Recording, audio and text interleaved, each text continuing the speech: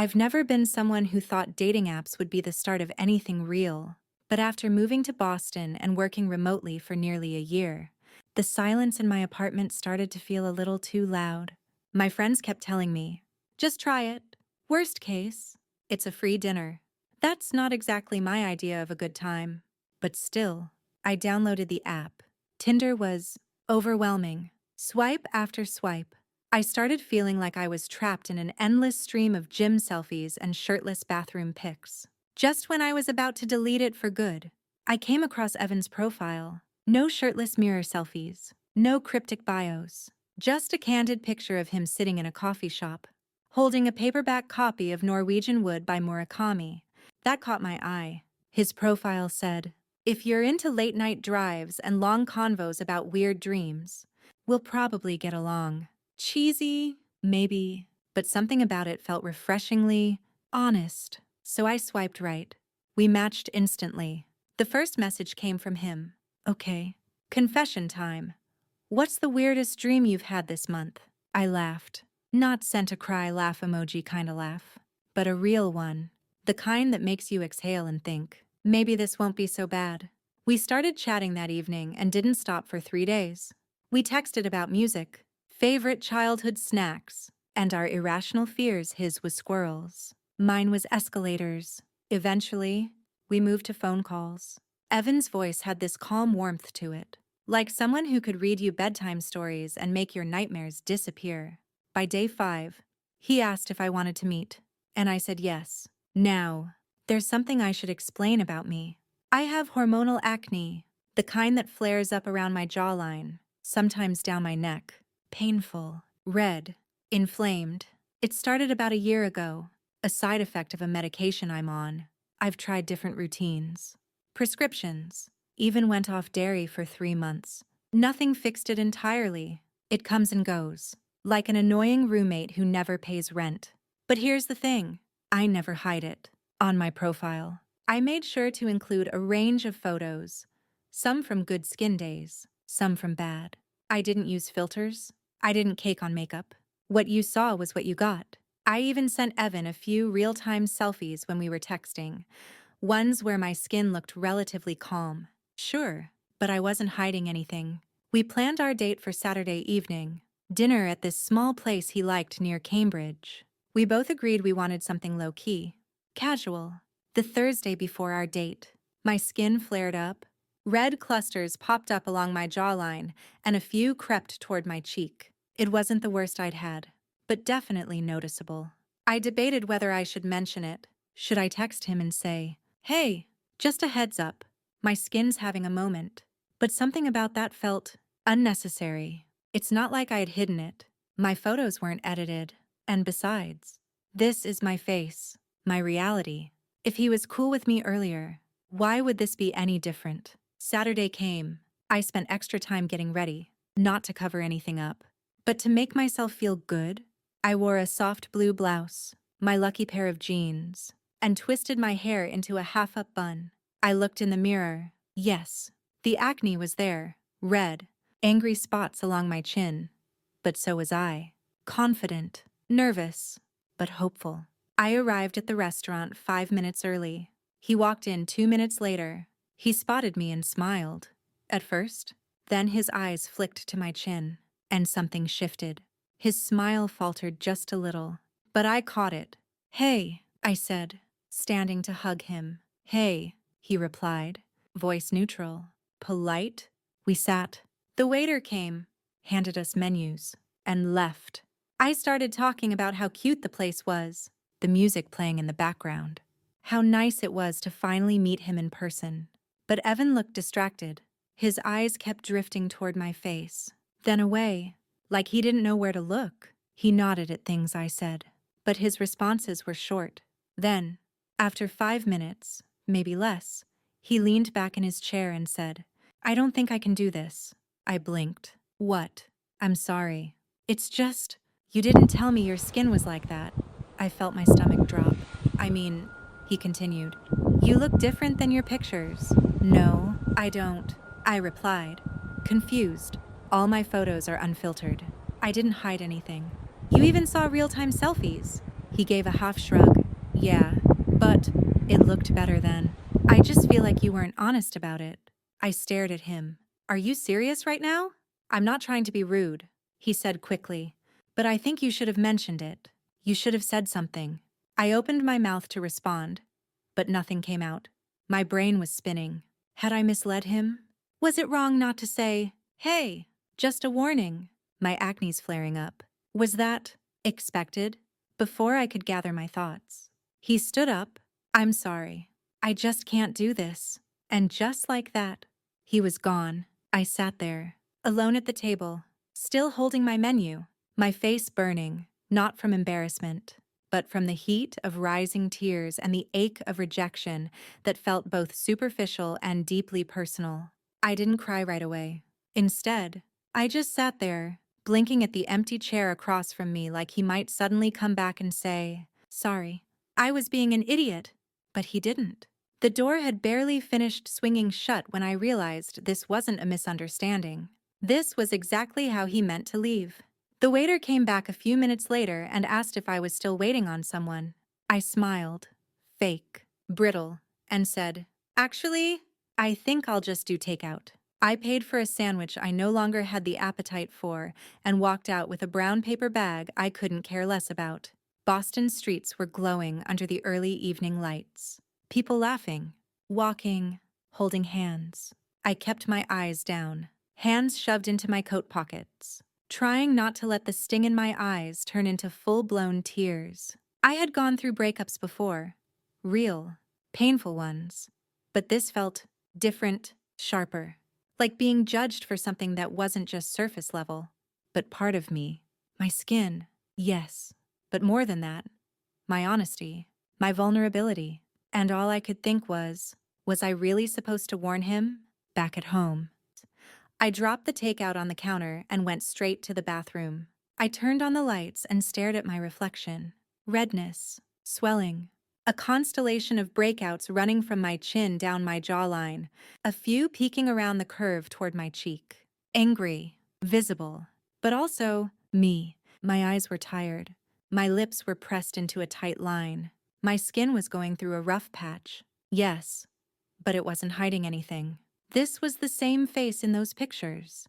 The same face he'd seen in real-time selfies just days before. What changed was not me. It was his threshold for reality. That night, I couldn't sleep. I replayed every moment of that 5-minute date over and over again in my head. His flickering smile, his body language. The way he said, you should have told me. Told him what? That I wasn't flawless. That I didn't have glass skin under candlelight. That sometimes my hormones waged war on my face. Was that really something I needed to disclose? Like a criminal record or a hidden child? I opened Tinder around 1 a.m. and scrolled back through our chat history. It was full of warmth, banter, inside jokes. A completely different version of him than the man who stood up and walked away like I had deceived him. I clicked on his profile. He had already unmatched me. There it was, neat, phenol, like I had never existed in his carefully curated feed of potential partners. I wanted to scream, not because I had lost him. We barely knew each other, but because for a few hours, I had started to believe something rare was forming. A connection that wasn't superficial. A person who might see past the static of appearances and into the frequencies that mattered more.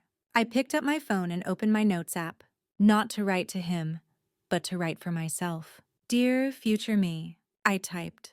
If you ever wonder why you hesitate before opening up to someone new, remember this night. Remember the way it felt to be left for something as human as skin. But also, remember that you showed up as you, and you didn't hide. I didn't send a petty message. I didn't post about it. But I did decide something that night. I wasn't going to feel ashamed of something I didn't choose. My skin doesn't define my worth. And if someone couldn't see that, they didn't deserve a second of my attention. Still, I couldn't shake the feeling of being tricked. Not by him, but by the whole illusion of dating apps. The photos, the bios, the small talk that can feel so genuine until it isn't. Had I been naive? I needed air. The next morning, I grabbed a coffee and walked to the park near my apartment. It was cold, crisp, the kind of day that makes your breath visible and your thoughts sharper. I sat on a bench, watching people pass by, and let myself feel everything: the rejection, the insecurity, the lingering anger, but also, oddly, a quiet kind of pride, because I hadn't lied. I hadn't pretended. I had shown up exactly as I was, flare up and all, and said, "This is me." That takes courage, more than most people realize. I called my friend Olivia later that day and told her what happened. She listened quietly, the way she always does, until I finished. Then she said, "That guy's a walking red flag. You know that, right?" "Yeah," I replied, but it still hurt. I know, it always does when someone sees you, really sees you, and still chooses to walk away. There was a pause. Then she added, "But just because someone walked away doesn't mean you were wrong to show up." That sentence hit me like a wave, because maybe that's what I needed to hear all along. The following week was a blur of half-hearted tasks and forced smiles. I showed up to work Zoom meetings with my camera off. I texted less. I avoided mirrors, not because I hated my reflection, but because every time I saw it, I heard his voice again. "You should have told me." That sentence clung to me like smoke. It wasn't just about skin. It felt like he was saying, "You should have warned me, you're flawed." I kept wondering, what if I had told him? Would that have changed anything? Would he have canceled the date in advance and saved me the embarrassment? Or would he have pretended it was fine, only to still walk away once he saw me in person? I didn't want to be bitter, but it was hard not to be. One night, while scrolling Reddit to distract myself, I came across a post in a skincare community. A woman had uploaded a raw, makeup-free photo of her face during a cystic breakout. Her caption read, "Trying to remind myself that I am more than my skin, that healing isn't linear, that someone who only sees this doesn't deserve all of me." I stared at her photo for a long time, not because it was shocking, but because it felt familiar. She looked like me, vulnerable, real, unfiltered. And the comments, they weren't cruel. They were kind, full of support, advice, encouragement, words I wished I'd heard that night at dinner.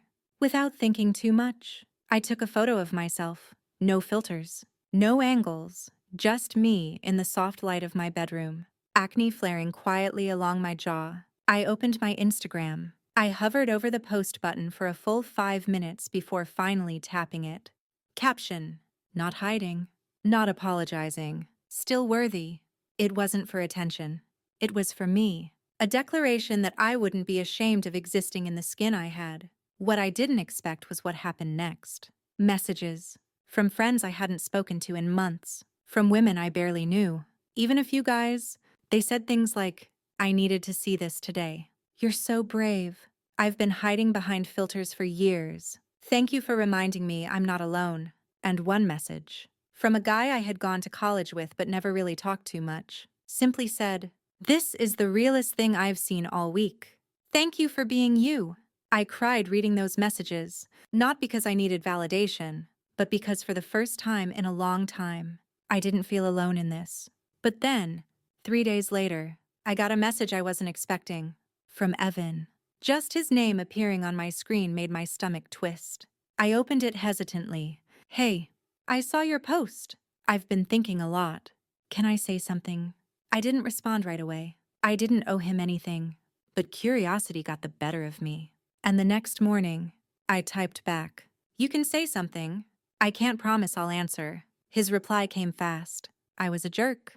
A shallow, judgmental jerk. I don't know what I expected, but it wasn't fair. "You were honest. You were there.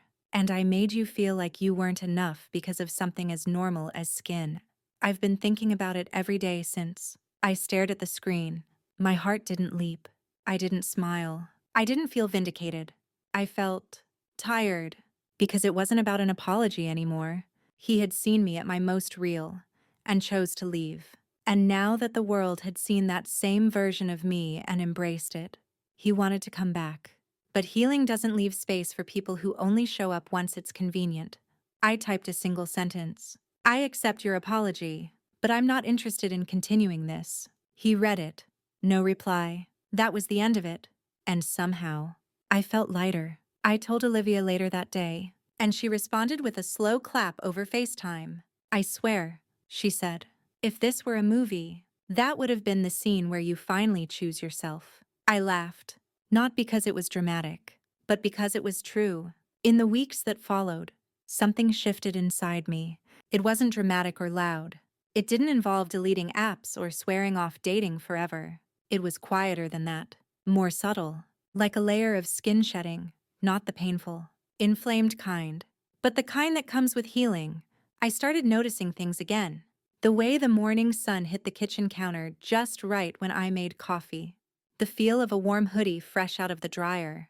How good it felt to read a book without checking my phone every 5 minutes. I wasn't happy all the time, but I was okay.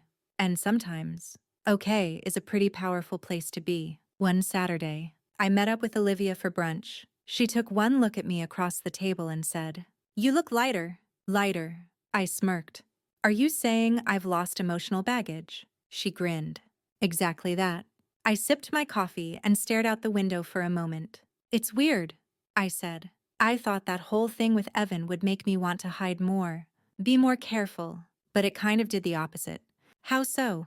"I don't want to prove anything to anyone anymore.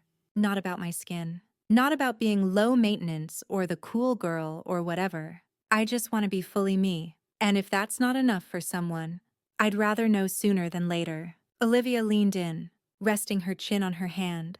"You know, that's kind of badass, right?" I laughed. "I'm working on it."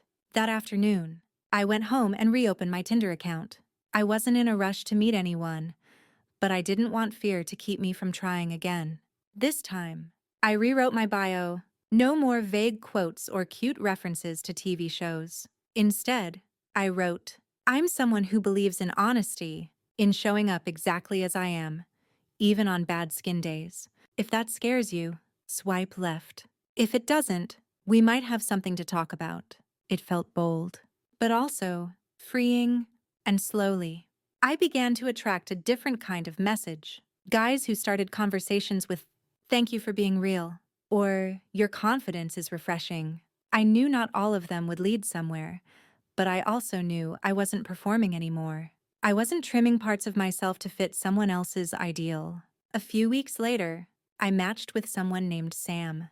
His profile was quiet, just a few photos of him hiking, reading, cooking, no flashy captions, but there was a calm to it I liked. He messaged first. "So, full disclosure, I'm not great at flirting, but I make a mean lasagna. Also, I read your bio, and respect." I smiled. Not because he said something poetic, but because it felt sincere. We talked for a few days before he asked, "Want to grab coffee sometime?" No pressure. Just two humans being awkward in public. I agreed. But this time, I didn't spend hours debating what to wear or how to style my hair. My skin was having another flare-up. But I didn't consider canceling, because I'd already learned someone worth my time wouldn't flinch at the sight of reality. When I walked into the coffee shop that Sunday afternoon, Sam stood and smiled like I was exactly who he expected. He didn't blink at my face. He didn't shift in his seat. He asked about my favorite authors and told me about the time he tried to make sushi and ended up with seaweed-wrapped rice grenades. We laughed. We lingered. And when the date ended, he said, "I had a great time.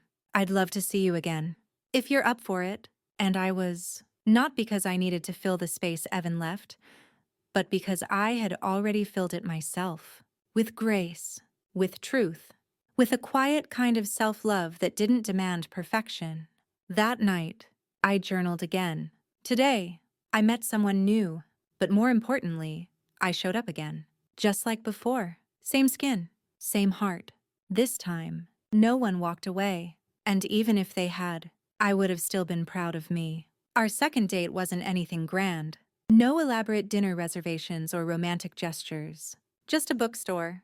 I had mentioned on our first coffee date that I loved wandering through aisles of used books. And Sam said, "There's this little shop on Charles Street that smells like cinnamon and ink. Want to go get lost there?" I said yes without hesitation. It was the kind of place where time felt slow. The wooden floors creaked softly beneath our steps. and soft jazz played from a corner speaker that looked older than both of us. We didn't talk much at first. We just browsed, occasionally holding up titles to show each other, silently trading smiles. At one point, Sam pulled out a worn copy of A Man Called Ove and said, "This book made me cry on an airplane once." The woman next to me offered me gum like it would help. I laughed. That's such a specific trauma. I know, right? Gum doesn't fix emotional devastation. I liked him. I really did. But something inside me still hesitated. Even though he had been kind, even though he hadn't flinched or judged, part of me kept waiting for the other shoe to drop. For the comment. The shift. The moment he'd say something like Evan had. Even if it was phrased more gently. Trauma teaches you to flinch at love. After we left the bookstore, we walked along the Charles River. It was one of those early spring evenings where the air was still cold. But the light felt warmer, like a quiet promise. As we walked, Sam said, "Can I ask you something?" My stomach tensed a little. Sure. That bio on your profile, the one about showing up even on bad skin days, was that about someone specific? I paused. Part of me wanted to say no, to keep the pain locked up, untouched. But then I remembered how much I hated having to hide. So I told him, not every detail, but enough. I told him about Evan, about how quickly things had unraveled, about the shame that lingered longer than it should have, about how it made me question what I owed people in the name of transparency. When I finished, I expected him to offer some kind of sympathetic nod or maybe even a well-meaning platitude. But he didn't. Instead, he said, "That really sucks. I'm sorry he made you feel like that." I looked at him, waiting for more, but that was it. No fix-it speech. No, not all guys. No unsolicited skincare advice. Just validation. Simple, direct, honest. And in that moment, it meant everything. Later, as we sat on a bench by the river, Sam glanced at me and said, "You know, I used to think acne was just a teenage thing, but my sister, she's 27, has been dealing with it for years. She's always covering it up. She calls it her armor." "That sounds familiar," I said quietly. "She'd hate me for telling you this." He continued, "But the first time I saw her without makeup, she cried. Not because of how she looked, but because she thought I'd look at her differently." "Did you?" He shook his head. "Of course not. I just saw my sister. The same way I see you. Just you."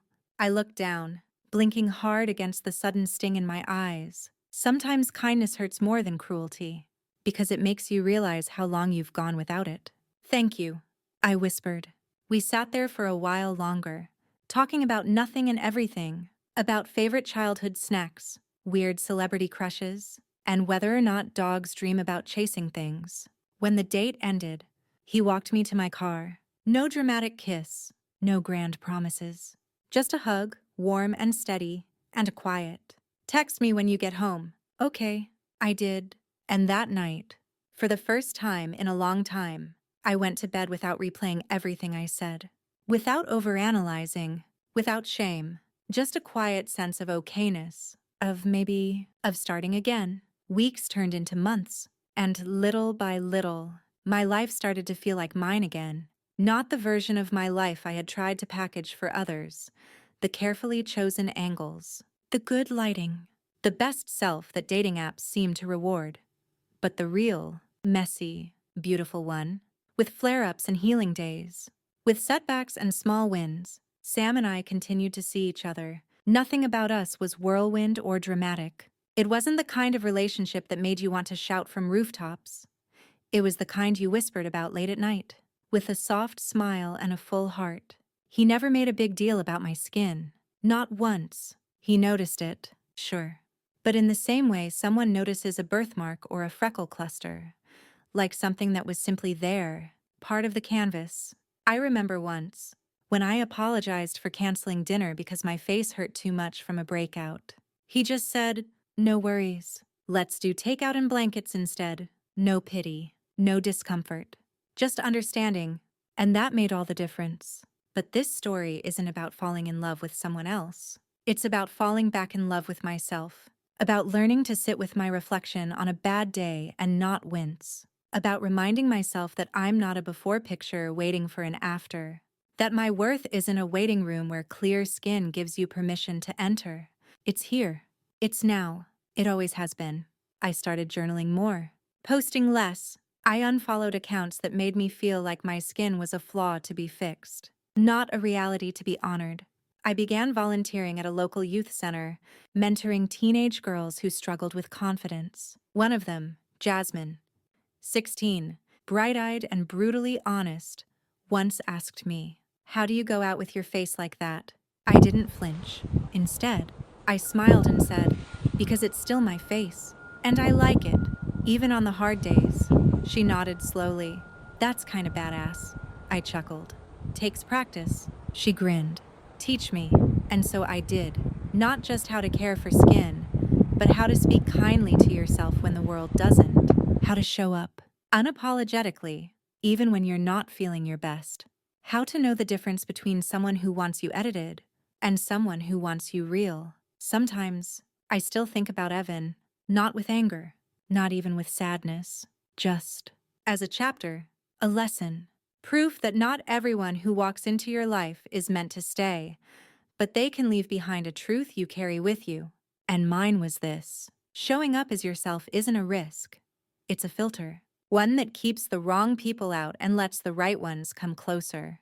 These days, I still have breakouts. I still have days when I feel less than radiant. But I also have something I didn't before: a deep, unwavering knowing that I am enough, exactly as I am. And no first date, no stranger's opinion, no offhand comment will ever take that away from me again. So to the girl reading this who wonders if she should cancel because of a flare-up, don't. Show up. With your acne, your scars, your nerves, your hope. Show up. Not to prove anything, but to remind yourself that you deserve to be seen. Fully. Honestly. And without apology. Thanks for joining me today here on Love on Reddit. If today's story resonated with you, don't forget to give this video a thumbs up and subscribe to our channel for more real, heartfelt stories every week. I'd love to hear your thoughts. Share your experiences or feelings in the comments below. Remember, love isn't always perfect, but every story matters. See you soon, and take care of your heart.